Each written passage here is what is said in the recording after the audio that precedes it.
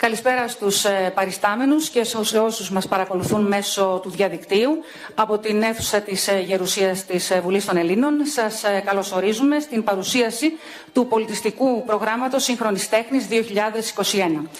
Πρόκειται για ένα εικαστικό πρόγραμμα το οποίο πραγματοποιείται στο πλαίσιο των εκδηλώσεων του επαιτειακού έτους 2021 ως μια πολιτιστική γέφυρα που θα συνδέσει το εθνικό γίγνεσθε, το καλλιτεχνικό εθνικό γίγνεσθε με το διεθνές και θα συνδυάσει την οπτική Ελλήνων καλλιτεχνών με την οπτική καλλιτεχνών από το εξωτερικό.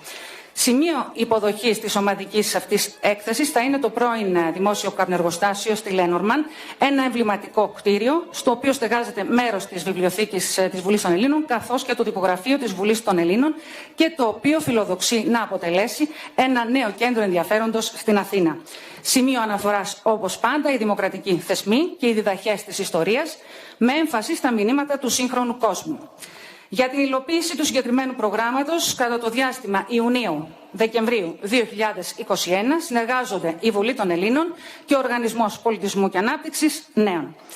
Καλώ στο βήμα τον Πρόεδρο της Βουλής των Ελλήνων, τον κύριο Κωνσταντίνο Τασούλα, ο οποίος θα μας μιλήσει για τους συμβολισμούς αυτής της πολιτιστικής δράσης. Και στο σημείο αυτό να ενημερώσω ότι η εκδήλωση, όπως είπαμε, μεταδίδεται απευθείας από το διαδικτυακό κανάλι της Βουλής των Ελλήνων, το Web TV 3, και βεβαίως θα μεταδοθεί και από την τηλεόραση της Βουλής των Ελλήνων αμέσως μετά την ψήφιση του προϋπολογισμού του κράτους. Ελάτε, κύριε Πρόεδρε.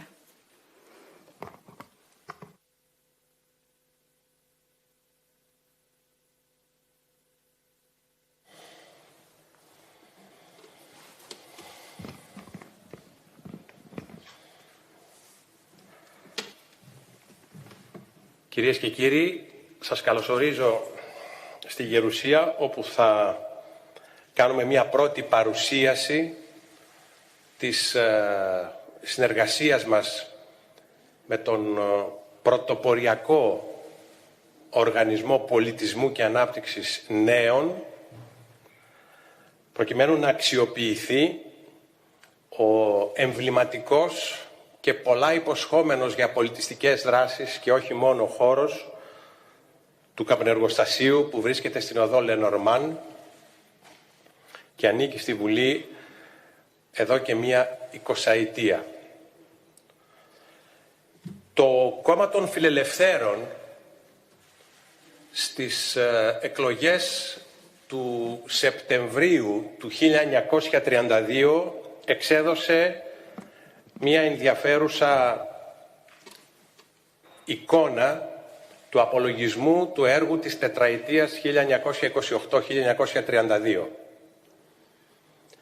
Μέσα στο σημαντικό αυτό έργο εκείνης της ταραχώδους τετραετίας περιλαμβάνεται και ένα κεφάλαιο για την μέριμνα που έλαβε η πολιτεία τότε για τον καπνό.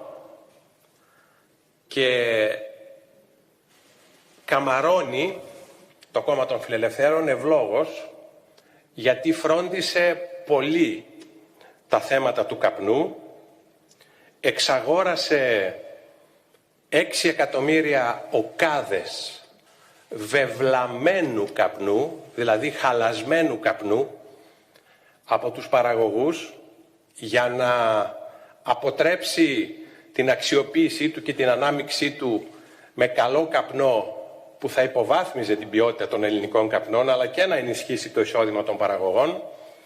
Αγόρασε κι άλλα 5,5 εκατομμύρια οκάδες καπνού εμπορεύσιμου για να τονώσει και πάλι οικονομικά τους παραγωγούς, λόγω του ότι οι κύριες αγορές του εξωτερικού, Αμερική, Αγγλία, Αυστρία, είχαν μειώσει πάρα πολύ τις παραγγελίες τους.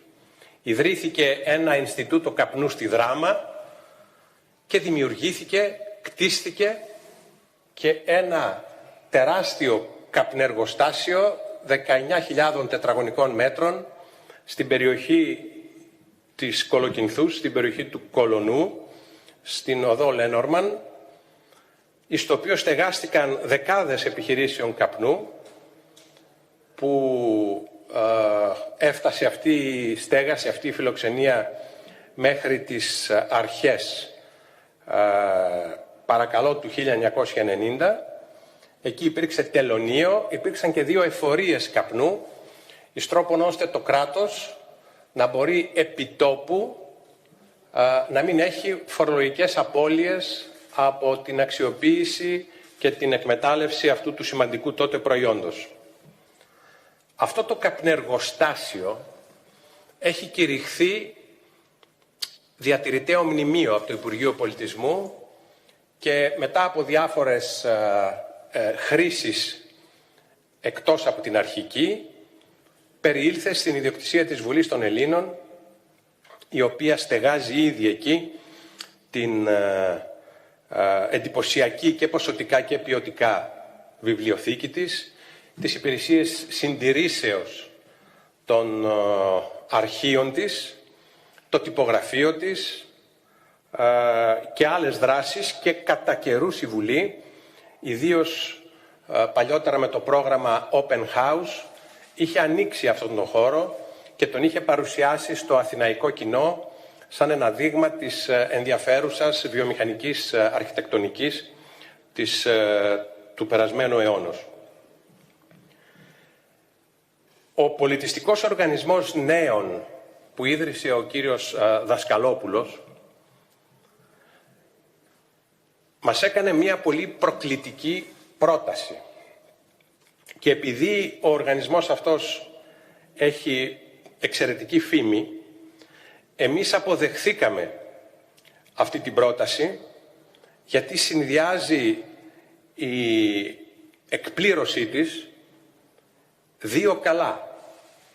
Πρώτον, αξιοποιείται ένας δημόσιος χώρος ως πλαίσιο φιλοξενίας της τέχνης και εξοικειώνεται με αυτόν τον τρόπο το κοινό, το οποίο θα γνωρίσει και το χώρο και το περιεχόμενο και το περιέχον και το περιεχόμενο, εξοικειώνεται το κοινό με αυτό που αποτελεί και στόχο αυτού του οργανισμού και του κυρίου Δασκαλόπουλου και των συνεργατών του, αλλά και δικό μας, εξοικειώνεται με αυτό που λέμε δημόσια τέχνη και όχι η τέχνη η οποία είναι περίκλειστη, η οποία είναι εχμάλωτη, κλεισμένη για τα μάτια κάποιων εκλεκτών που η τύχη ή η ευμάρειά τους επέτρεψε να την απολαμβάνουν. Έτσι και εμείς, σύμφωνα και με τη συνταγματική επιταγή, ξέρετε, το Σύνταγμα της Ελλάδος, το ισχύον Σύνταγμα της Ελλάδος, για πρώτη φορά στο άρθρο 16 πάβει να μιλάει μόνο για την παιδεία, που μίλαγε το προηγούμενο Σύνταγμα του 52, και προσθέτει και την τέχνη. Και μιλάει για την τέχνη ότι αποτελεί κύρια αποστολή και υποχρέωση του κράτους η προαγωγή και ανάπτυξή της, εν ελευθερία. Η Βουλή, που είναι η νομοθετούσα πολιτεία, η μία μορφή της τρισυπόστατης πολιτείας, η νομοθετούσα, πιστή και στη συνταγματική επιταγή, επιδιώκει σε συνεργασία με τον Νέον να συμβάλλει στην προαγωγή και ανάπτυξη της τέχνης. Και είμαστε εδώ, στα πρόθυρα κυριολεκτικά τα χρονικά της νέας χρονιάς, που είναι τα 200 χρόνια από την γενέθλια έκρηξη της γενέθλια του ελληνικού κράτους, έκρηξη της Επαναστάσεως του 21, είμαστε εδώ μεταξύ άλλων να κάνουμε και μία εκδήλωση μέσα από την οποία θα προσπαθήσουμε να δώσουμε την έμπνευση που προκαλεί η χώρα μας, η προοπτική της, το μέλλον της, ο χώρος του καπνεργοστασίου, τα πάντα, να δώσουμε την έμπνευση που προκαλούμε δηλαδή σε διεθνείς και εγχώριους σύγχρονους καλλιτέχνες, και μέσα από αυτή την έμπνευση, μέσα από συγκεκριμένες κατευθύνσεις και τίτλους που υπηρετεί η έκθεση, να δείξουμε την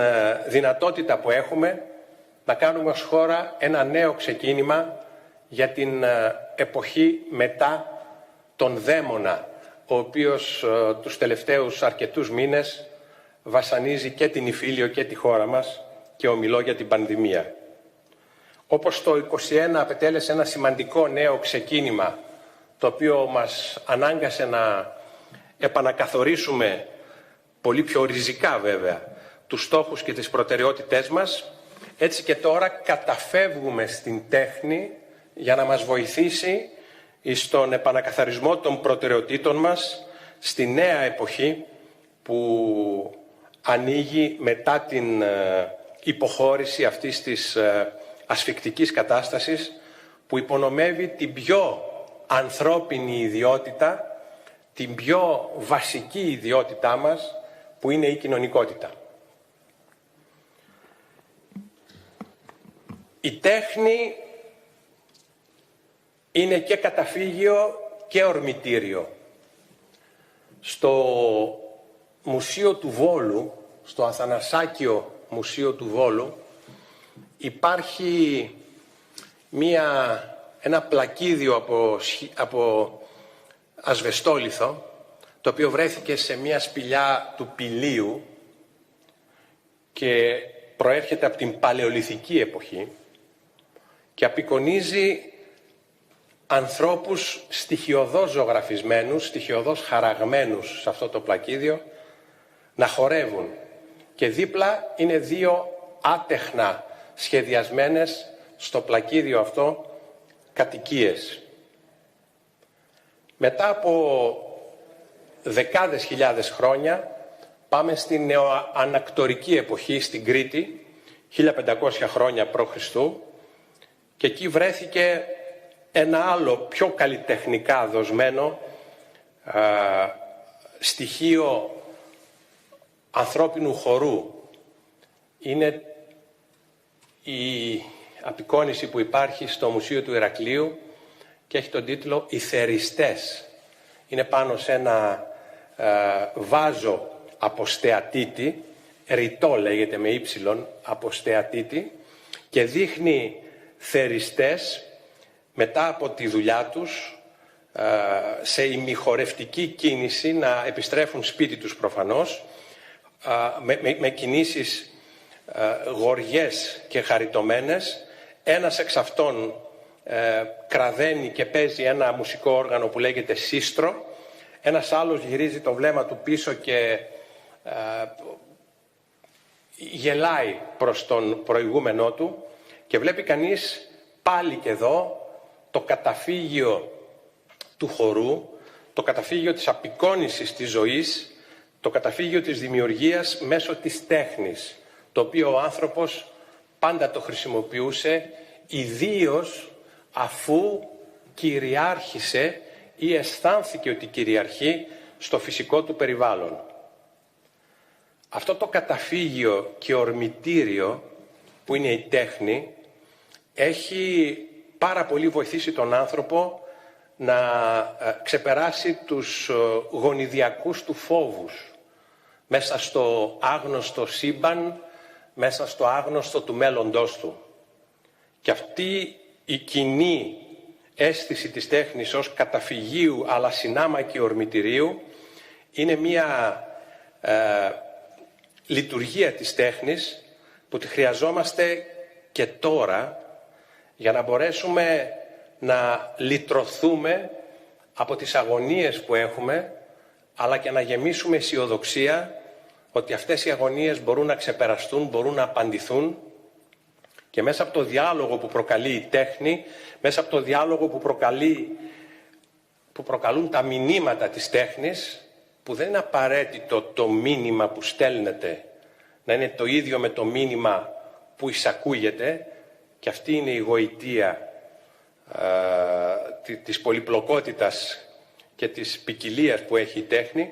Μέσα λοιπόν από όλο αυτό το διάλογο να μπορέσει ο άνθρωπος να κατανοήσει καλύτερα τη θέση του και να αισθανθεί ότι ναι, για να χρησιμοποιήσω και την έκφραση που έχει δοθεί ως τίτλος σε αυτή την δημιουργική παρουσίαση που θα κάνουμε, την πύλη δηλαδή, να αισθανθεί ότι υπάρχει μπροστά του μια πύλη την οποία μπορεί να τη διαβεί και μετά από αυτή την διάβαση να κάνει ένα νέο ξεκίνημα, πιο όριμος, πιο γενναίος και πιο ικανός στην αντιμετώπιση των νέων προκλήσεων της ζωής του. «Η τέχνη μου», λέει ο Καβάφης στο ποίημα «Κεσαρίων», «η τέχνη μου δίνει στο πρόσωπό του μια ονειρώδη συμπαθητική εμορφιά». Η τέχνη δίνει αυτή την ονειρώδη εμορφιά. Δεν την έχει απαραίτητα το πρόσωπό του. Και αυτό δείχνει τη δύναμη της τέχνης. Κάποιος είχε πει ότι η τέχνη είναι μια δεύτερη φύση που τη δημιούργησε ο άνθρωπος, εφόσον την πρώτη φύση δημιούργησε ο Θεός. Ο άνθρωπος λοιπόν μέσω της τέχνης έχει δημιουργήσει μια νέα κατάσταση, μια νέα φύση. Και είναι κυρίαρχος και εδώ, γιατί η τέχνη μου δίνει στο πρόσωπό του μια ονειρώδη συμπαθητική εμορφιά. Και συμπληρώνει σε άλλο ποίημα ο ίδιος ποιητής την ομορφιά έτσι πολύ ατένισα που πλήρης είναι αυτής η όρασής μου. Με πλήρη λοιπόν την όρασή μας από την ομορφιά, από τον προβληματισμό προσθέτω εγώ, από τα ερωτηματικά και τις απαντήσεις που δημιουργεί η τέχνη, καλούμαστε ως Βουλή των Ελλήνων, συνεργαζόμενοι με έναν πρωτοποριακό ιδιωτικό οργανισμό, όπως είναι το Νέον, καλούμαστε να βάλουμε την τέχνη μέσα στη ζωή μας, να την αξιοποιήσουμε, να εξοικειωθούμε μαζί της και να βοηθηθούμε να δώσουμε απαντήσεις σε αυτά που μας απασχολούν, ιδιαίτερα στους ασφικτικούς κυριολεκτικά καιρούς που ζούμε και οι οποίοι είναι ανεπανάληπτοι για την ανθρωπότητα τα τελευταία, φοβάμαι, 100 χρόνια. Η Βουλή των Ελλήνων νομοθετεί. Η Βουλή των Ελλήνων ελέγχει την κυβέρνηση. Η Βουλή των Ελλήνων διατηρεί ένα συγκλονιστικό απόθεμα εκδόσεων, το οποίο το εμπλουτίζει συνεχώς. Η Βουλή των Ελλήνων έχει ένα επίσης συγκλονιστικό απόθεμα κτηριακών δυνατοτήτων που τα φροντίζει, τα αναδεικνύει, τα κάνει επισκέψιμα και μέσα από αυτά ψηλαφούμε την νεότερη ιστορία της χώρας μας. Γιατί εδώ μέσα έχει γραφτεί η νεότερη ιστορία της χώρας μας και οι ήχοι αυτής της ιστορίας έχουν ποτίσει τους τοίχους αυτού του κτηρίου. Ταυτόχρονα όμως η Βουλή απαντά και σε σύγχρονες προκλήσεις, συνεργάζεται με αξιόλογους και γόνιμους φορείς του ιδιωτικού τομέα, εισάξια, εις τρόπον ώστε από κοινού να προωθήσει στόχους και επιδιώξεις που έχουν να κάνουν με το άρθρο του συντάγματος που σας ανέφερα πριν, με την ανάπτυξη και την προαγωγή της τέχνης. Και αν μη τι άλλο, ο Οργανισμός Νέων έχει αποδείξει ότι έχει φέρει την τέχνη πολύ κοντύτερα στο σύγχρονο Έλληνα και έχει κυρίως επανανακαλύψει δημόσιους χώρους, αρχαιολογικούς ή άλλης αξίας, αρχιτεκτονικής ας πούμε, όπως το κτίριό μας, και έχοντας ανακαλύψει και πάλι τέτοιους χώρους μέσα στους οποίους τοποθετεί τα εκθέματά του και τις ιδέες του,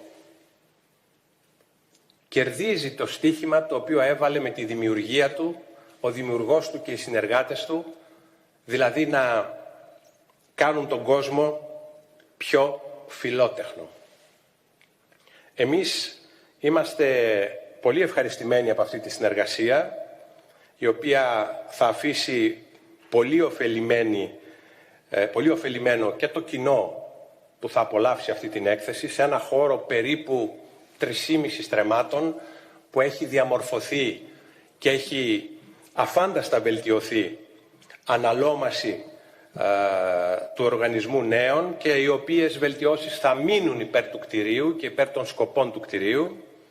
Εμείς λοιπόν είμαστε πολύ ευχαριστημένοι από αυτή τη συνεργασία και νομίζω πως αυτή η συνεργασία δίνει και το μέτρο, το έναυσμα, το προανάκρουσμα των δραστηριοτήτων και των εκδηλώσεων και των πρωτοβουλειών που θα συνεχιστούν σε αυτό το εμβληματικό και παραλαμβάνω πολλά υποσχόμενο κτίριο του παλαιού καπνεργοστασίου. Φιλοκαλούμεν λοιπόν με τευτελείας. Είμαστε εραστές του ωραίου και ταυτόχρονα είμαστε απλοί. Αυτή είναι η πατρογονική παραδοχή του τρόπου με τον οποίο οι Έλληνες, οι καλλιεργημένοι Έλληνες ή οι Έλληνες που επιθυμούν να καλλιεργηθούν αντικρίζουν την τέχνη. Και μπροστά στην επέτειο των 200 ετών από την Επανάσταση του 1921, μπροστά δηλαδή στην επέτειο του μεγαλύτερου ξεκινήματος του ελληνισμού, καλούμαστε να κάνουμε και εμείς το δικό μας ξεκίνημα με έναν τρόπο ο οποίος θα είναι αισιόδοξος, με έναν τρόπο ο οποίος θα είναι αισθητικός και με έναν τρόπο ο οποίος θα είναι εμπνευστικός. Γιατί θα νιώσουμε από το υψηλό επίπεδο των καλλιτεχνών που θα παρουσιάσουν τα έργα τους, θα νιώσουμε ότι η Ελλάδα δεν εμπνέει μόνο για το παρελθόν της, εμπνέει για το παρόν και εμπνέει και για το μέλλον της. Ευχαριστώ συνεπώς τους συνεργάτες μου στη Βουλή για την όλη τους προσπάθεια. Ευχαριστώ τον πολιτιστικό φορέα Νέων, τον κύριο Δασκαλόπουλο, την κυρία Κουντούρη και όλους τους συνεργάτες τους για αυτή την πρωτοβουλία, για αυτή τη συνεργασία και για αυτή την εμπνευσμένη έκθεση που θα κάνουμε εκεί, την οποία και θα παρουσιάσουμε σε φάσεις στο δημοσιογραφικό κοινό, εις τρόπον ώστε μέχρι τον Ιούνιο του 2021 που θα ανοίξει τις πύλες της, η πύλη, να έχει ολοκληρωθεί πλήρως και καταλεπτός αυτή η παρουσίαση. Την ομορφιά λοιπόν έτσι πολύ ας ατενίσουμε, ώστε πλήρης να είναι αυτής η όρασής μας. Ευχαριστώ.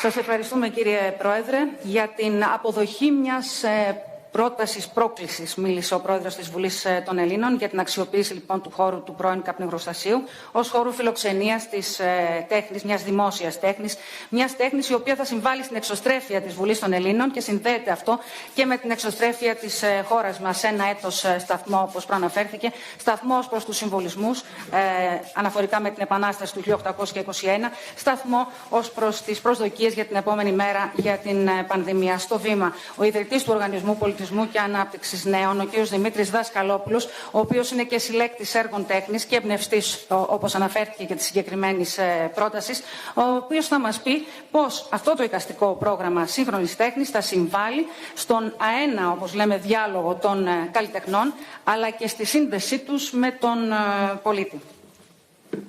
Κύριε Δασκαλόπουλε, ο λόγος σε εσάς.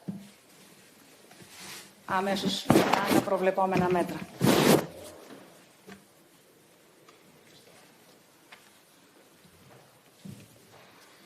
Καλησπέρα σας, αξιότιμη κύριε Πρόεδρε, αγαπητοί φίλοι.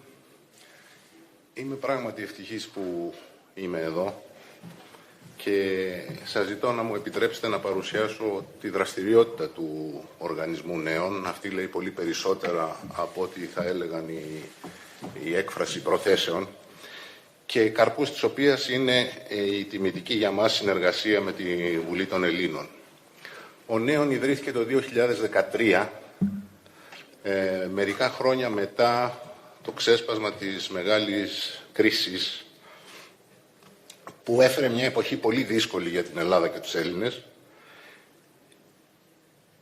Η κρίση αυτής της δεκαετίας, πέρα από τη συνολική της επίδραση στην κοινωνία, υπήρξε μια ανατροπή και μια δοκιμασία σε ατομικό επίπεδο. Αφού μας αποκάλυψε ότι η ευημερία που ένιωθε ο καθένας μας ήταν επίπλαστη και μας οδήγησε όλους σε επώδυνες προσαρμογές. Υπήρξε τελικά μια κρίση που αποκάλυψε όλες τις αδυναμίες της κοινωνίας μας Μια κρίση που ενώ βολικά βαφτίστηκε οικονομική, ήταν στην πραγματικότητα μια κρίση πολιτισμική. Με αυτόν τον προβληματισμό και σε αυτή τη δύσκολη εποχή, ίδρυσα τον Οργανισμό Νέων με τη βαθιά πίστη ότι η τέχνη, και δι' η σύγχρονη τέχνη, έχει τη δύναμη να εμπνεύσει, να συγκινήσει, να αφυπνίσει τόσο σε ατομικό όσο και σε συλλογικό επίπεδο. Γιατί η σύγχρονη τέχνη είναι επίκαιρη, διερωτάται, προτείνει, αφορά στο δικό μας σήμερα και στο δικό μας αύριο. Η σύγχρονη τέχνη σε αναγκάζει να συμπορευτείς ενεργά με την εποχή σου, να εξελίσσεσαι συνειδητά σε ένα κόσμο ραγδαίων και συνεχών αλλαγών. Και αυτή η συνειδητή εξέλιξη είναι, πιστεύω, υποχρέωση κάθε πολίτη σε μια σύγχρονη κοινωνία και είναι επίσης η διαδρομή μέσα από την οποία ο πολίτης μπορεί να γίνει πιο ενεργός και άρα πιο ωφέλιμος για το κοινωνικό σύνολο.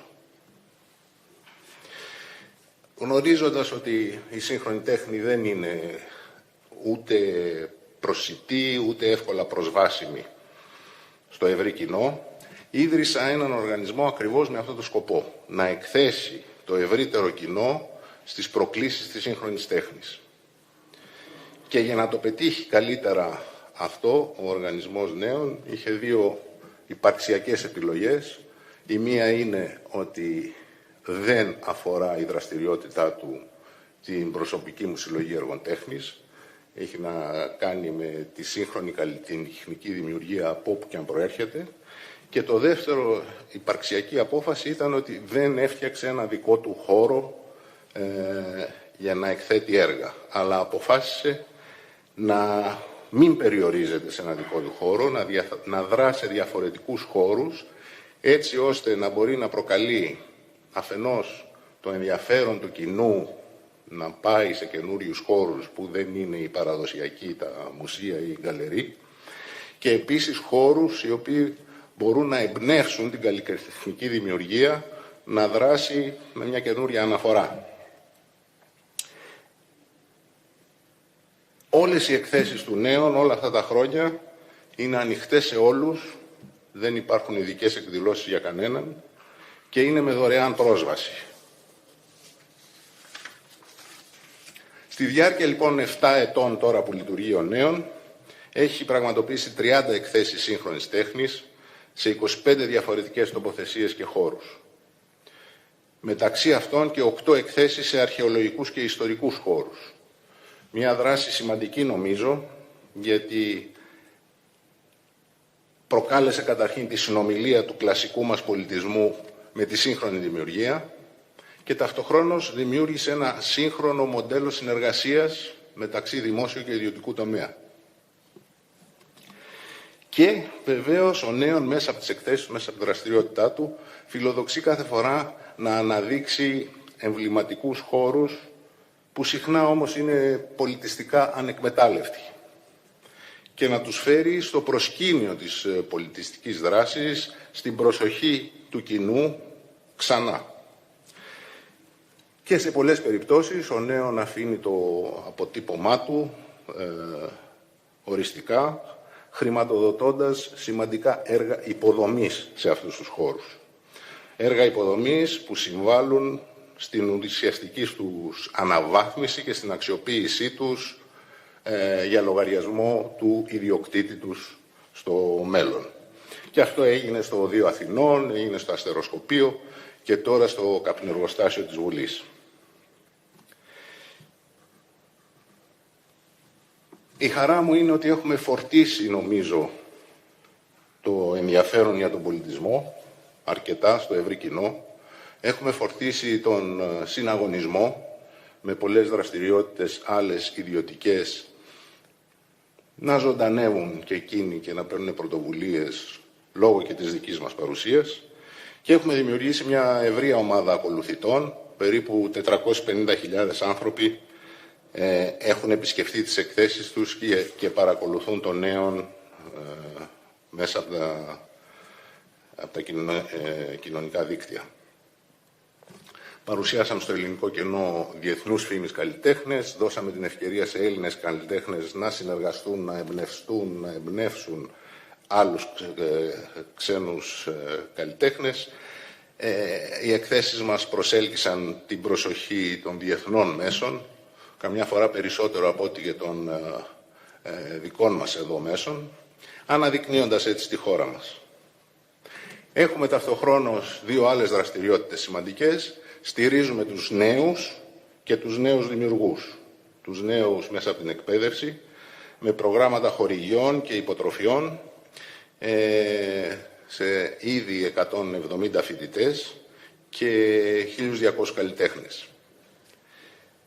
Και παρά το δεύτερο, η δραστηριότητά μας σταθερή είναι ένα εκπαιδευτικό πρόγραμμα για τους μαθητές των γυμνασίων, ένα πρόγραμμα που βάζει το προκλητικό ερωτηματικό, είναι αυτό τέχνη? Και αυτό υλοποιείται από το Ελληνικό Παιδικό Μουσείο και έχει ήδη απευθυνθεί σε 16.000 μαθητές και 960 καθηγητές. Βασικός πυλώνας στη δράση του νέων, που πηγάζει από την απόφαση να μην έχουμε δικό μας χώρο, είναι ότι ψάχνουμε συνεργασίες και βεβαίως και με τους δημόσιους φορείς. Και δημιουργήσαμε αυτό το μοντέλο συνεργασίας μεταξύ ιδιωτικού και δημόσιου τομέα, ένα μοντέλο συνεργασίας που βασίστηκε σε μια αμοιβαία εμπιστοσύνη που χτίστηκε με τον καιρό, με τη δραστηριότητα, με τη δοκιμασία.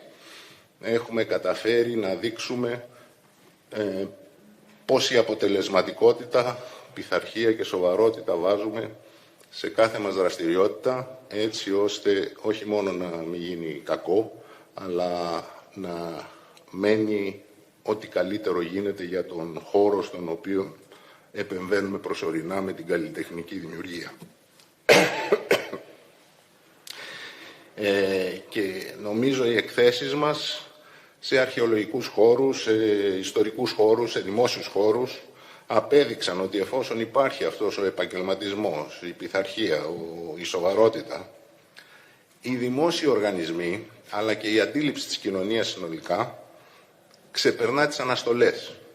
Πολύ σημαντικό για μένα. Και αυτοί οι δημόσιοι φορείς και η ίδια η κοινωνία αναδεικνύουν μια λανθάνουσα που υπάρχει προοδευτικότητα και εξωστρέφεια. Αυτός ο τρόπος λειτουργίας και συνεργασίας επισφραγίζεται σήμερα με τη συνεργασία μας με τον κορυφαίο δημοκρατικό θεσμό της χώρας, τη Βουλή των Ελλήνων, και μάλιστα σε μια χρονική στιγμή συγκυρία ιδιαίτερης σημασίας. Αυτή η έκθεση με τον τίτλο «Πύλη», που θα παρουσιάσουμε στον ιστορικό χώρο αυτόν του καπνεργοστασίου, ελπίζουμε ότι θα γίνει ένας τόπος συνάντησης, αφύπνισης, προβληματισμού για την επόμενη χρονιά. Αυτός ο τόπος συνάντησης προετοιμάζεται ήδη τώρα για έναν χρόνο. Καθ' όλη τη διάρκεια του φετινού χρόνου γίνονται οι εργασίες με δωρεά του νέων, ώστε να παραδοθεί στη Βουλή των Ελλήνων, που είναι ο ιδιοκτήτης του κτηρίου και θα το χρησιμοποιεί στο μέλλον, και στην ίδια την κοινωνία. Ως πιθανότατα ένας νέος πολιτιστικός τόπος της πόλης μας. Τη χρονιά στην οποία γιορτάζουμε τα 200 χρόνια από την Επανάσταση, που εκτός από Εθνική Επανάσταση των Ελλήνων, ήταν και η αρχή της προσπάθειάς μας να οργανώσουμε ένα κράτος κατά τα πρότυπα των τότε προηγμένων κρατών της Δυτικής Ευρώπης. Πετύχαμε το στόχο και κατά πόσο. Είναι μεγάλη η πρόοδος στη χώρα μας, είναι μεγάλες και οι προκλήσεις και οι απαιτήσεις κάθε μέρα για το αύριο, και αυτό είναι που θα αναστοχαστούμε ίσως λίγο πιο οργανωμένα και με πολλά ερεθίσματα την χρονιά που μας έρχεται. Αυτό τον αναστοχασμό προς την εθνική αυτοσυνειδησία, η οποία εντάσσεται σε ένα παγκόσμιο περιβάλλον προβληματισμού, ακόμα πιο έντονου τώρα, προωθεί και με τον τρόπο της η έκθεση που παρουσιάζουμε. Εμείς με αυτή την προσπάθειά μας επιδιώκουμε να προβάλλουμε τη σημαντική χρησιμότητα της τέχνης, όπως την περιέγραψε ο Πρόεδρος, ξανά, και την αναπτυξιακή της διάσταση, να αναδείξουμε τη σύγχρονη δημιουργικότητα, ξένη και ελληνική, να προάγουμε αυτά τα μοντέλα συνεργασίας επικοδομητικής και να υλοποιήσουμε ένα εγχείρημα άρτιο και αντάξιο μιας σύγχρονης και ανεπτυγμένης κοινωνίας. Θα ήθελα από το βήμα αυτό να ευχαριστήσω τους συνεργάτες μου στο Νέον, όλους τους ανθρώπους στο εκτήριο του Καπνεργοστασίου που συνεργάζονται πολύ επικοδομητικά μαζί μας και κυρίως τον Πρόεδρο της Βουλής για την ουσιαστική συνεργασία που είχαμε και την υποστήριξή του σε αυτό το εγχείρημα. Να ευχαριστώ, σας περιμένουμε τον Ιούνιο 1 και 2 και 3 φορές για αυτό, κάτι που νομίζω θα είναι μια πολύ ενδιαφέρουσα έκθεση. Ευχαριστώ. Κύριε Δασκαλόπουλε, σας ευχαριστούμε θερμά για την πολύ εκτενή ενημέρωση αναφορικά με τη δράση του Οργανισμού Νέων, αλλά και για το συγκεκριμένο πολιτιστικό πρόγραμμα. Να πούμε και εμείς ότι για την υλοποίηση γενικότερα των προγραμμάτων της Βουλής συνεργάζονται πολλές υπηρεσίες. Στη σημερινή παρουσίαση παρίσταται ο Ειδικός Γραμματέας της Βουλής, ο κ. Βασίλης Βαγιώκος, ο Αρμόδιος Γενικός Διευθυντής, ο κ. Γιώργος Αγγελόπουλος, ο Διευθυντής Τεχνικών Υπηρεσιών, ο κ. Πολυχρονόπουλος, αλλά και οι υπηρεσιακοί παράγοντες που εκπροσωπούν τη Βιβλιοθήκη της Βουλής, τις εκδόσεις, το τυπογραφείο, τις δημόσιες σχέσεις, το Γραφείο Τύπου και Κοινοβουλευτικής Πληροφόρησης και βεβαίως την τηλεόραση της Βουλής. Εκπροσώπους δίπλα μας έχουμε και από τον Οργανισμό Πολιτισμού και Ανάπτυξης Νέων και από την πλευρά του οργανισμού η Διευθύντρια Ελίνα Κουντούρη. Θα μας μιλήσει, φαντάζομαι, για την επιμέλεια και διοργάνωση του προγράμματος Σύγχρονης Τέχνης 2021 με περισσότερες λεπτομέρειες. Και αμέσως μετά θα υπάρξει η δυνατότητα να τεθούν κάποιες ερωτήσεις από δημοσιογράφους. Τις έχω ήδη εδώ δίπλα μου. Είναι προς τον Πρόεδρο της Βουλής, τον κύριο Τασούλα, και προς τον κύριο Δασκαλόπουλο, τον Πρόεδρο του Πολιτιστικού Οργανισμού Νέων. Κυρία Κουντούρη, έχετε το λόγο. Ευχαριστώ, κύριε Κουλούρη. Αξιότιμη κύριε Πρόεδρε, αγαπητοί φίλοι, πριν από 2 χρόνια έπρεπε να αποφασίσουμε ποια θα ήταν η συμβολή του οργανισμού μας στον εθνικό εορτασμό για τα 200 χρόνια από την Επανάσταση του 1821 και την ανεξαρτησία από την Οθωμανική Αυτοκρατορία. Πώς μπορούμε να στοχαστούμε πάνω στο νόημα αυτού του εορτασμού χωρίς να αναπαράγουμε το κλασικό εθνικό αφήγημα που συνδέουμε με τον εορτασμό της επετείου. Πώς ένας πολιτιστικός οργανισμός που είναι ενσωματωμένος στη σύγχρονη κοινωνία και ενθαρρύνει την κοινωνική συμμετοχή μπορεί να διεξαγάγει ένα ουσιαστικό διάλογο με τα επιτεύγματα του παρελθόντος. Για τον Δημήτρη Δασκαλόπουλο, ο εορτασμός της επετείου πρέπει να κοιτάζει τα γεγονότα του παρελθόντος, με σταθερή όμως τη ματιά προς το μέλλον. Ο ιστορικός Ρόντρικ Μπίτον λέει ότι το ελληνικό έθνος γεννήθηκε μέσα από μια αιματοχυσία. Η δημιουργία του σύγχρονου έθνους μας ξεκίνησε με την πίστη μιας μικρής ομάδας ανθρώπων, ότι η αλλαγή ήταν εφικτή, ότι η μετάβαση σε μια νέα κατάσταση ήταν το μέλλον και ότι ο τελικός στόχος ήταν η ανεξαρτησία. Και σήμερα, για άλλη μια φορά, καλούμαστε να ορίσουμε τι είναι αυτό που προασπίζουμε. Το πολιτιστικό μας πρόγραμμα, σε συνεργασία με τη Βουλή των Ελλήνων, έχει σκοπό να αναδείξει πώς αυτή η συγκεκριμένη στιγμή στην ιστορία μας οδηγεί μέσα από μία πύλη. Όταν περάσουμε από την άλλη πλευρά, θα χρειαστεί να επαναβεβαιώσουμε για το καλό των επόμενων γενεών τη δέσμευσή μας σε συγκεκριμένες αξίες. Το κράτος δικαίου, τα ανθρώπινα δικαιώματα, τη δημοκρατία. Η παγκόσμια κλίμακα των προκλήσεων και των συνεπειών της πανδημίας καθιστά αυτή την επιβεβαίωση επιτακτική. Τον τελευταίο χρόνο οι πολίτες είχαν χρόνο να σκεφτούν, να αναθεωρήσουν και να αμφισβητήσουν τις προτεραιότητες και τις δεδομένες υποθέσεις και να κοιτάξουν αμήχανα προς ένα αβέβαιο και επισφαλές μέλλον. Η συγγραφέας Αρουντάντη Ρόι, σε άρθρο της Financial Times στις 3 Απριλίου του 2020, ανέδειξε την κοινή μας εμπειρία, καθώς η πανδημία απλώνεται σε όλο τον πλανήτη. Ό,τι και αν είναι, μας λέει, Ο κορονοϊός έχει κάνει τους ισχυρούς να γονατίσουν και έχει επιφέρει στον κόσμο μια ακινησία χωρίς προηγούμενο. Τα μυαλά μας ακόμα πηγαίνουν μπρος-πίσω, λαχταρούν μια επιστροφή στην κανονικότητα. Προσπαθούν να σειράψουν το μέλλον μας με το παρελθόν μας και αρνούνται να παραδεχθούν το ρήγμα. Το ρήγμα όμως υπάρχει. Τίποτε δεν θα μπορούσε να είναι χειρότερο από μια επιστροφή στην κανονικότητα. Η πανδημία είναι μια πύλη, ένα σημείο μετάβασης από έναν κόσμο σε έναν άλλον. Το 2021, ο Νέον, σε συνεργασία με τη Βουλή των Ελλήνων, θα παρουσιάσει μια διεθνή έκθεση σύγχρονης τέχνης με τίτλο «Πύλη» στο πρώην Δημόσιο Καπνεργοστάσιο.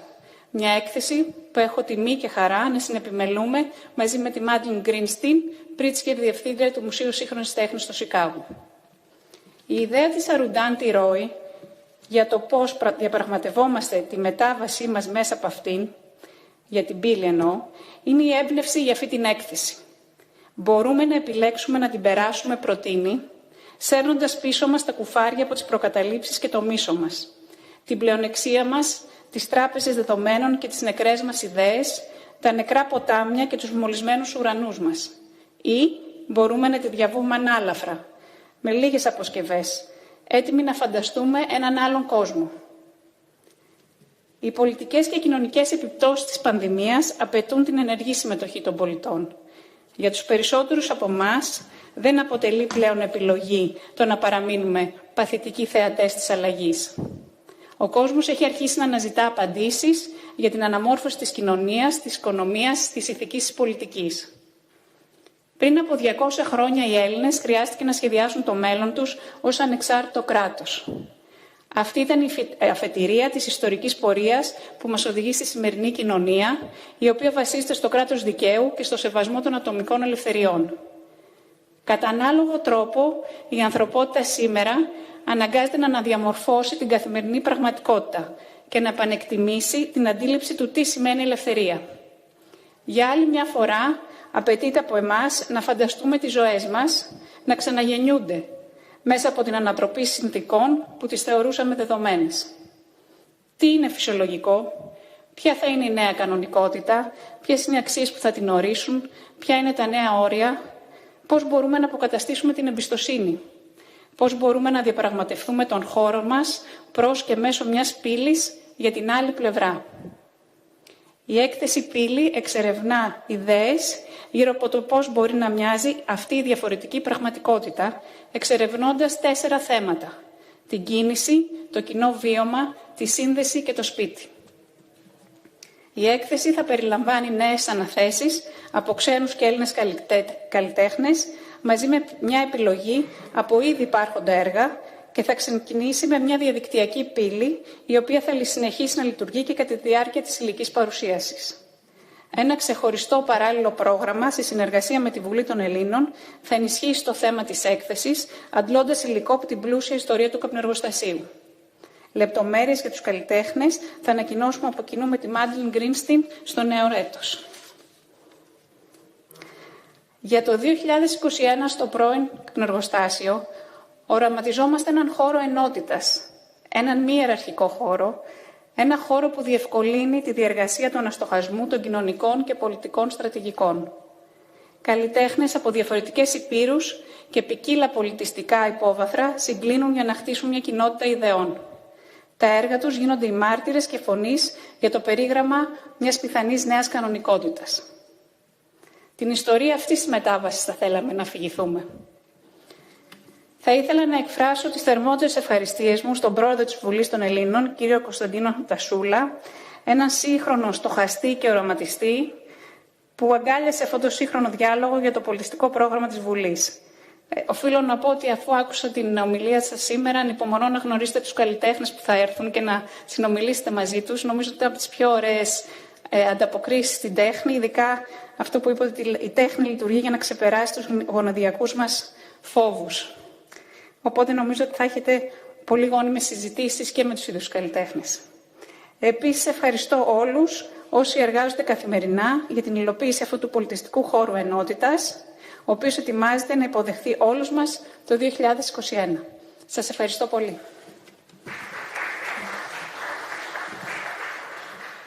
Σας ευχαριστούμε και εμείς, κυρία Κουντούρη, και νομίζω ότι μπορούμε να περάσουμε στη διαδικασία των ερωτήσεων. Η πρώτη ερώτηση από την συνάδελφο Πέννη Κούτρα, Euro Today και News 247, απευθύνεται και σε εσάς, κύριε Πρόεδρε, και σε εσάς, κύριε Δασκαλόπουλε.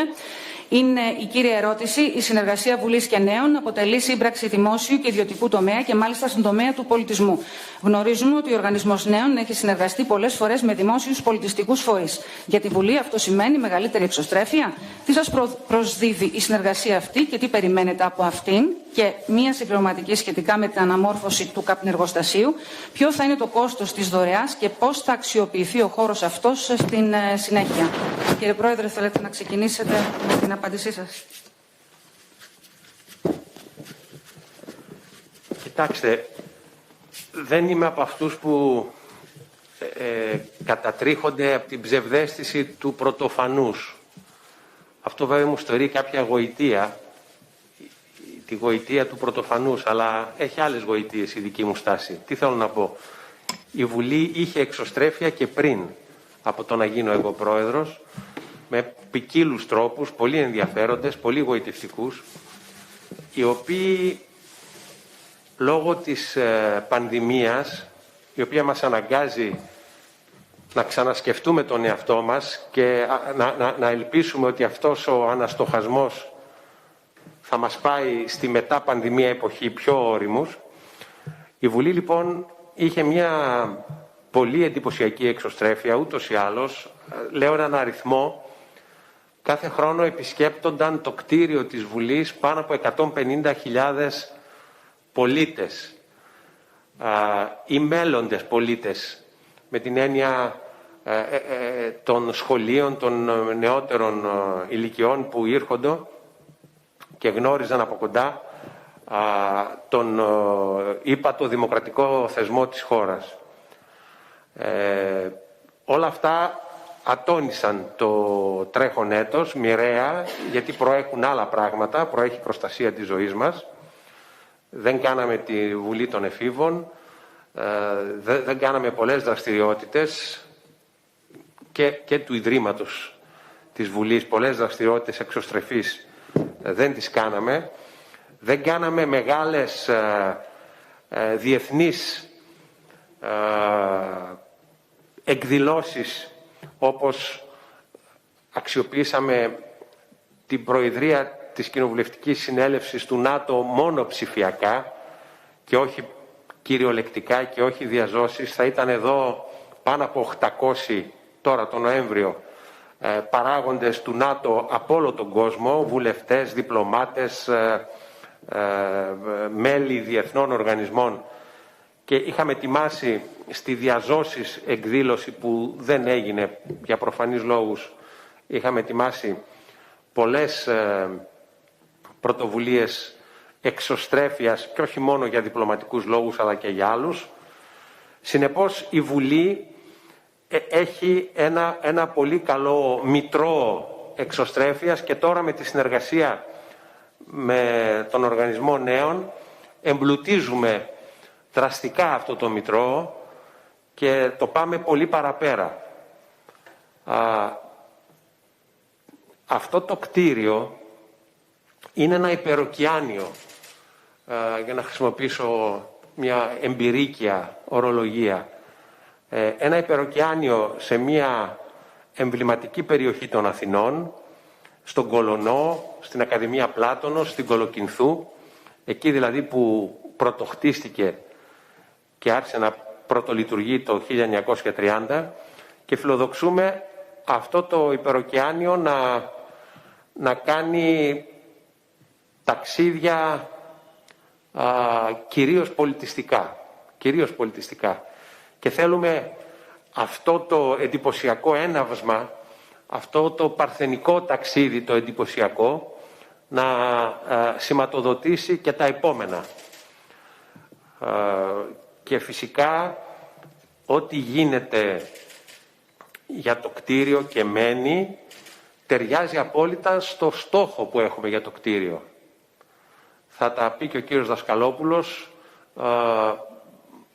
Ό,τι γίνεται επωφελία των εκθεσιακών χώρων, σας είπα, είναι εκθεσιακοί χώροι περίπου 3,5 στρεμμάτων, 3.500 τετραγωνικών μέτρων. Είναι το Έθριο, είναι 3 αίθουσες στο ισόγειο με τα πατάρια, είναι οι διάδρομοι που ενώνουν το Έθριο, τις αίθουσες και την έξοδο, είναι το πρώην τελωνείο. Όλα αυτά είναι περίπου 3.500 τετραγωνικά μέτρα που μετατρέπονται σε πλήρως εξοπλισμένους εκθεσιακούς χώρους με όλες τις ασφάλειες και τις προδιαγραφές που έχει ένας εκθεσιακός χώρος, από την πυρανίχνευση, τον κατάλληλο φωτισμό, τη θερμοκρασία, τα πάντα.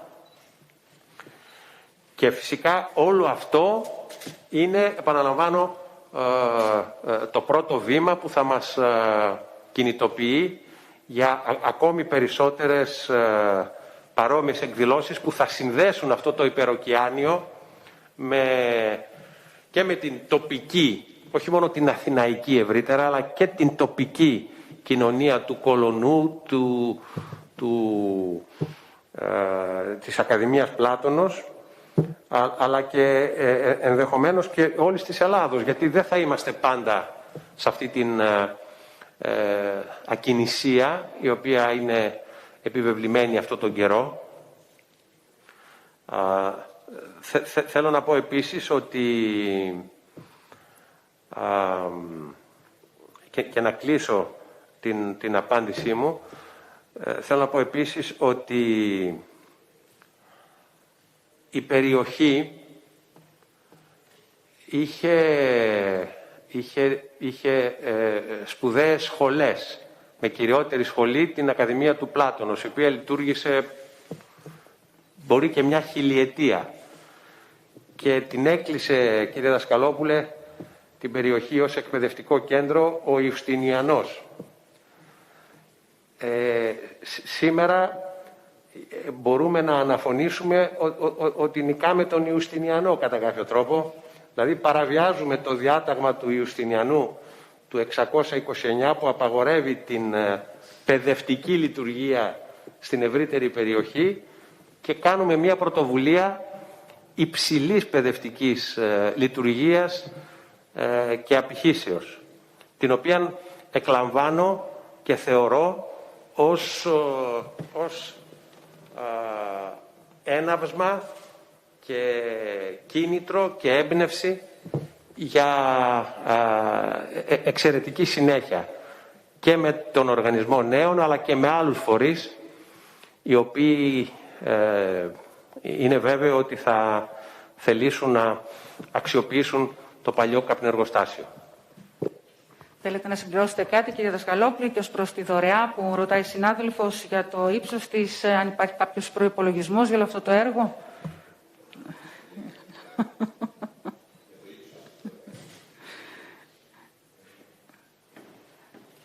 Ανοίξτε το μικρόφωνο σας μόνο, μπροστά. Το μικρόφωνο σας. Ναι. Επειδή αυτό μπορεί να προσκρούει και στη μετριοφροσύνη του και ευλόγως, και εγώ θα είχα μια μηχανία, είναι μια σημαντική δωρεά, η οποία σας είπα, διαμόρφωσε 3.500 τετραγωνικά σε σύγχρονο εκθεσιακό χώρο και το οποίο μένει επωφελία του κτηρίου.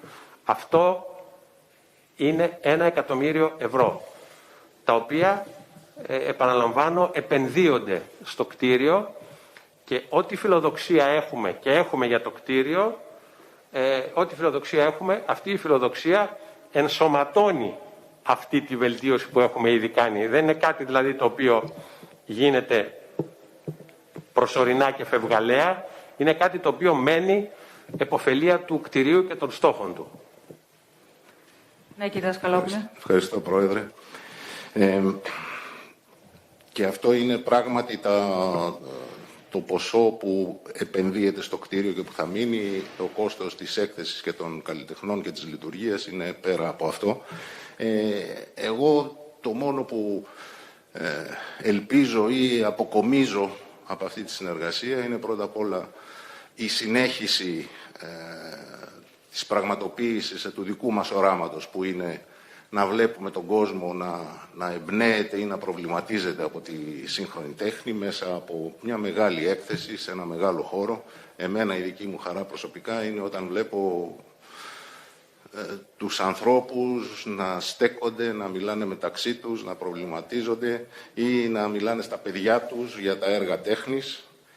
Και επίσης νομίζω ότι δίνουμε άλλο ένα παράδειγμα τόσο πολύ χρήσιμο στην κοινωνία μας, η οποία δυσκολεύεται συνήθως να συνεργαστεί, δυσκολεύεται να συμφωνήσει, δυσκολεύεται να τολμήσει.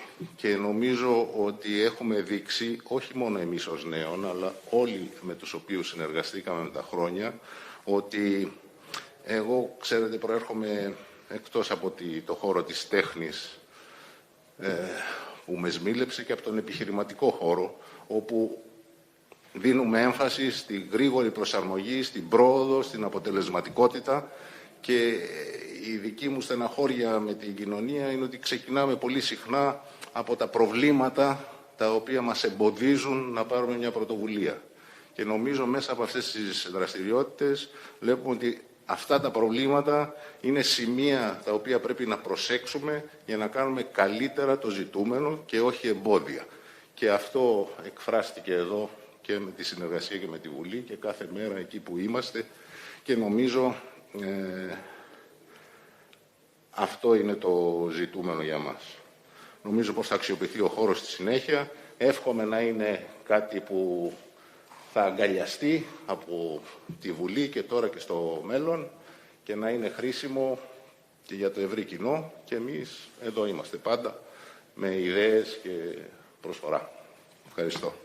Ευχαριστούμε, κύριε Δασκαλόπουλε. 3 ακόμη ερωτήσεις, οι 2 από τον ίδιο συνάδελφο, από τον νομό σας, κύριε Πρόεδρε, τον νομό Ιωαννίνων, και ο Φιλίμων Καραμίτσος από το Ιωάννινα TV και την εφημερίδα Ελευθερία των Ιωαννίνων ρωτά: παρά την πρόοδο της τεχνολογίας, της ψηφιοποίησης και της διαδραστικότητας, υπάρχουν προβλήματα ανισότητας στην πρόσβαση στην τέχνη και τον πολιτισμό για μεγάλα τμήματα του πληθυσμού, ειδικά για όσους ζουν στην ελληνική περιφέρεια. Θα βλέπατε τρόπους συνάντησης και επαφής με την περιφέρεια?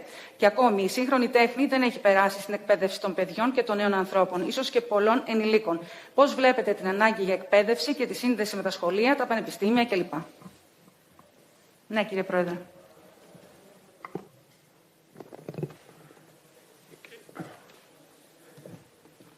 Αυτό που γίνεται,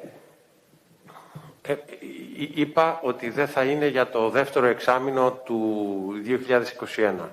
Αυτή η έκθεση ξεκινάει τον Ιούνιο και τελειώνει το Δεκέμβριο του 2021, αλλά αυτό δεν είναι κάτι το οποίο θα γίνεται καθυλωμένα μόνο στο χώρο του καπνεργοστασίου, αλλά θα μπορεί να γίνεται όπως οι εκθέσεις του Ιδρύματος της Βουλής, που και αυτές φέτος καθυλώθηκαν, με εξαίρεση μια δειλή και προσεκτική μετακίνηση που κάναμε στο Ναύπλιο.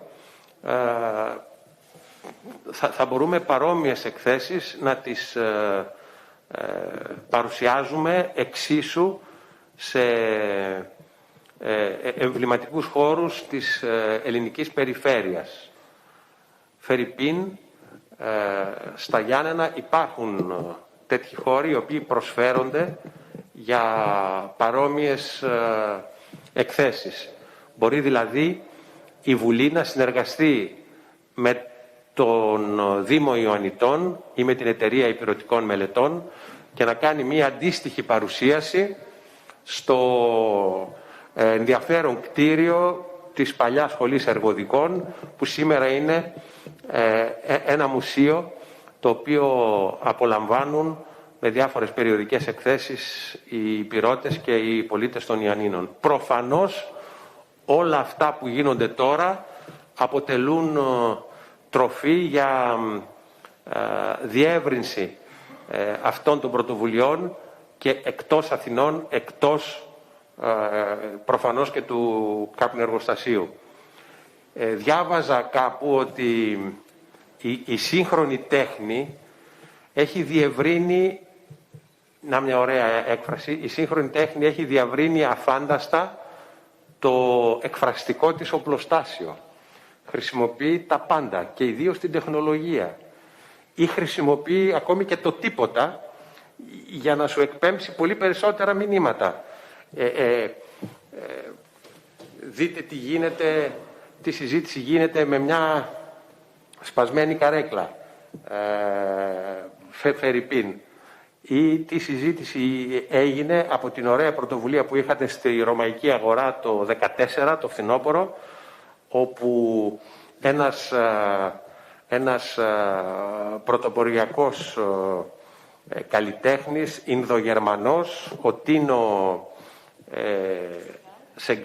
Σιγκάλ, χρησιμοποίησε χωρίς την παραμικρή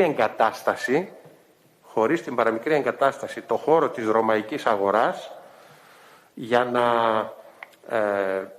περπατάει και να συζητάει με θέμα τι είναι πρόοδος, αλλά με οποιοδήποτε θέμα θα μπορούσε να το κάνει αυτό, με το κοινό.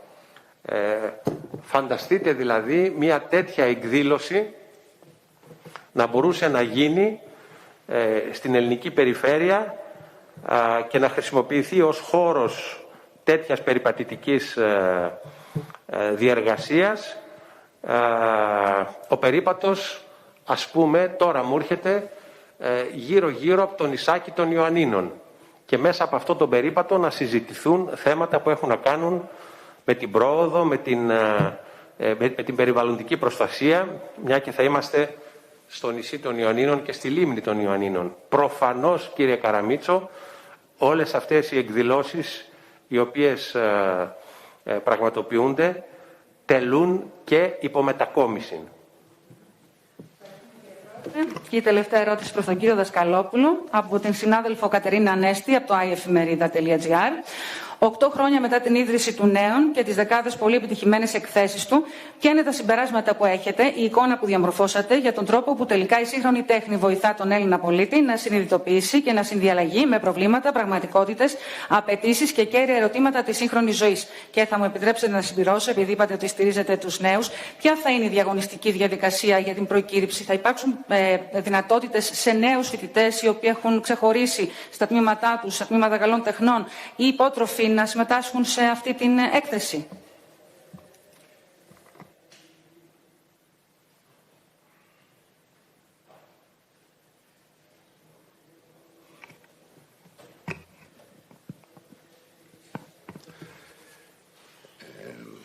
Σε ό,τι αφορά, να πω και εγώ 2 λόγια για τα προηγούμενα ερώτημα. Εμείς δεν κάνουμε δράσεις αποκλειστικά στην Αθήνα. Έχουμε δραστηριοποιηθεί σε όσο μπορούμε περισσότερους χώρους έξω από την Αθήνα. Έχουμε κάνει εκθέσεις στην Κρήτη, στη Θεσσαλονίκη, στις Κυκλάδες και ανάλογα με τις δυνατότητές μας νομίζω είμαστε και εμείς περιπατητικοί. Απ' την άλλη, θυμίζω, ο πολιτισμός γενικά είναι ένα πολύ σημαντικό δημόσιο αγαθό, γι' αυτό απαιτεί μεγάλες επενδύσεις, οι οποίες είναι συνήθως ευθύνη των κρατών και από εκεί προέρχονται οι περισσότερες πρωτοβουλίες. Εμείς είμαστε κοντά σε αυτό, ανάλογα με τις δυνατότητές μας. Σε ό,τι φορά στην λειτουργία των... Συγγνώμη, ποιο ήταν το ερώτημα πριν από τους νέους και τη συμμετοχή τους? Να πολίτη να συνειδητοποιήσει και να συνδιαλλαγεί με προβλήματα, πραγματικότητες, απαιτήσεις και κέρια ερωτήματα της σύγχρονης ζωής. Και ποια είναι η εικόνα που εσείς έχετε διαμορφώσει από την εμπειρία σας αυτά τα 8 χρόνια από την ίδρυση του Νέων? Προβληματίζομαι και εγώ πάρα πολλές φορές για το πόσο πραγματική επίδραση έχει στην κοινωνία η τέχνη, η σύγχρονη τέχνη, πόσο πράγματι βοηθάει στο άνοιγμα των μυαλών και στην προοδευτικότητα. Αυτό που απομένει ως προφανές όφελος είναι καταρχήν το ίδιο το ενδιαφέρον του κόσμου να έρχεται και να συνομιλεί με την τέχνη. Είναι μια απολαβή που επιζητείται από τους ανθρώπους, άρα κάτι σημαντικό τους αφήνει. Δεν ξέρουμε πώς να το μετρήσουμε, αλλά κάθε φορά που βλέπω ένα παιδάκι να δείχνει ένα έργο τέχνης και να μιλάει στον μπαμπά του και ο μπαμπάς του να χαμογελάει, ξέρω ότι και στους δύο κάτι έμεινε που θα τους είναι χρήσιμο και πρωτόγνωρο. Και νομίζω τέτοιες ευκαιρίες προσφέρουμε και θέλουμε να προσφέρουμε τον νέο. Ήθελα να πω κάτι που έχει σχέση με την τέχνη και την χώρα μας και τους σκοπούς που έχει η χώρα μας στον διεθνή στίβο. Η χώρα μας πάντα είχε σκοπό στο διεθνή στίβο, πέρα από το να γίνει μια προηγμένη χώρα εισάξια των προηγμένων χωρών του δυτικού κόσμου, ήθελε πάντα και διεκδικούσε και πετύχαινε κατά καιρούς μία πρωτοπορία στον τομέα του πολιτισμού. Και δεν μιλάω μόνο για τα δύο γνωστά Νομπέλ, μάλιστα πρόσφατα ήταν και η επέτειος του Νομπέλ για τον αείμνηστο Σεφέρη. Μιλάω για κάτι πολύ γενικότερο που έχει τύχει και ευρύτερης αναγνώρισης. Άρα δεν είναι μια ιδιοτροπία η προβολή και η προαγωγή της τέχνης ή η καλλιέργεια αυτής της μορφής παιδείας πέραν της εκπαιδευτικής, μιλάω με άλλους τρόπους, όπως αυτούς που κάνει η Βουλή, όπως αυτούς που κάνουν ιδιωτικοί φορείς, όπως των νέων. Μια και είμαστε σε φάση όξυνσης των ελληνοτουρκικών σχέσεων, θα σας πω κάτι που είχε συμβεί σε περίοδο επίσης όξυνσης των ελληνοτουρκικών σχέσεων και η Ελλάδα χρησιμοποίησε ως επιχείρημα την επίδοσή της στην τέχνη για να δώσει απαντήσεις. Το 1957, πριν την ανεξαρτησία της Κύπρου, στην πρώτη πολιτική επιτροπή του Οργανισμού Ηνωμένων Εθνών στη Νέα Υόρκη, στη σημαντικότερη επιτροπή του Οργανισμού Ηνωμένων Εθνών, μετά το πιο σημαντικό βήμα ήταν η Ολομέλεια των Ηνωμένων Εθνών, έγινε μια συζήτηση έντονη μεταξύ Ελλάδος και Τουρκίας,